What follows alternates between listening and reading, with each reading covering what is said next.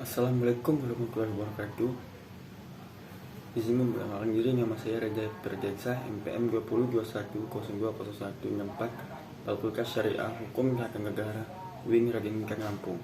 Di sini saya akan menjelaskan materi yang telah diberikan oleh Bapak Herlin Yogi Pradipta sebagai dosen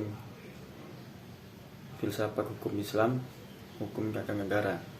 Di sini saya akan membaca materi yaitu prinsip-prinsip maqasid dan syariah, yaitu secara bahasa maqasid as-syariah terdiri dari dua kata, yaitu maqasid yang artinya kesengajaan atau tujuan, dan syariat artinya jalan menuju sumber air. Ini pula dikatakan sebagai jalan ke arah sumber pokok kehidupan.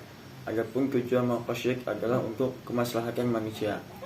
Kemaslahatan dapat diterrealisasikan dengan baik jika 5 pokok dapat diwujudkan dan dipelihara, yaitu 1. Agama, 2. Jiwa, 3. Keturunan, 4. Akal, dan 5. Harta. Tujuan syar'i dalam mensyariatkan ketentuan-ketentuan hukum kepada orang-orang mukallaf adalah dalam upaya mewujudkan kebaikan-kebaikan bagi kehidupan mereka, baik melakukan ketentuan-ketentuan yang daruri, haji, dan tasyini. Syatibi berpandangan bahwa tujuan utama dari syariah adalah untuk menjaga dan memperjuangkan 3 kategori hukum. Tujuan dari ketiga kategori tersebut adalah untuk memastikan bahwa kemaslahatan kaum muslimin baik di dunia maupun di akhirat terwujud dengan cara yang terbaik, karena Tuhan terbuat demi kebaikan hambanya. Kemaslahatan yang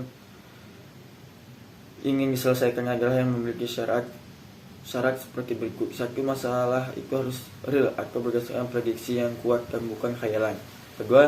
Masalah yang ingin diwujudkan harus benar-benar dapat diterima akal. 3. Harus sesuai dengan tujuan syariat secara umum dan tidak bertentangan dengan prinsip umum syariat. 4. Mendukung realisasi masyarakat daruriyat atau menghilangkan kesulitan yang berat dalam beragama. Adapun manfaat mempelajari maqasid asy-syariah ialah sebagai berikut. 1. Mengungkapkan tujuan, alasan, dan hikmah tasyri baik yang umum maupun khusus. 2. Menegaskan karakteristik Islam yang sesuai dengan tiap zaman. 3. Membantu ulama berijtihad dalam bingkai tujuan syariat Islam. 4. Mempersempit perselisihan dan tasyhub di antara pengikut mazhab fikih. Pelengkap maqasid dan asy-syariah. 1. Pelengkap maqasid ad-daruriyat. 3. Tuhan mensyariatkan salat untuk menegakkan dan melihara unsur agama. Syar'i memerintahkan agar salat itu dikumandangkan dengan azan sesudah masuk waktu yang dikerjakan dengan berjamaah sebagai pelengkapnya.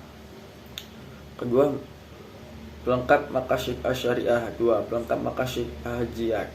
Tak kala syariah memberikan kemurahan kepada orang yang sedang dalam berpergian untuk mengqashar salat, lalu disempurnakan kemurahan itu dengan memperoleh menjamaknya. Pengetahuan dan pemahaman yang benar mengenai sebab-sebab perintah itu dimulakan menjadi pendukung utama untuk mentaati perintah syariat, karena sebab-sebab syariat dikeluarkan selalu mengikuti status hukum musabbahnya. Artinya, jika status hukum musabbahnya adalah wajib, maka wajib pula hukum sebab yang terjadi perantaranya. Tak ada kala bedanya dengan perintah-perintah syariat, larang-larangan dan mempunyai perantara-perantara yang mengantar pada perbuatan itu terlarang. Tidak logis apabila suatu perbuatan itu dilarang, sehingga perantaranya diperbolehkan. Berdasarkan ketentuan tersebut, muncullah 2 kaidah yang penting, yakni 1. Sesuatu yang menjadikan kewajiban sempurna karena wajib adanya. 2. Mengikut jalan menuju ke perbuatan terlarang. Sekian presentasi dari materi yang telah disampaikan oleh Bapak Herpin, yaitu materi yang ke-10. Sekian dari saya akhiri. Wassalamualaikum warahmatullahi wabarakatuh.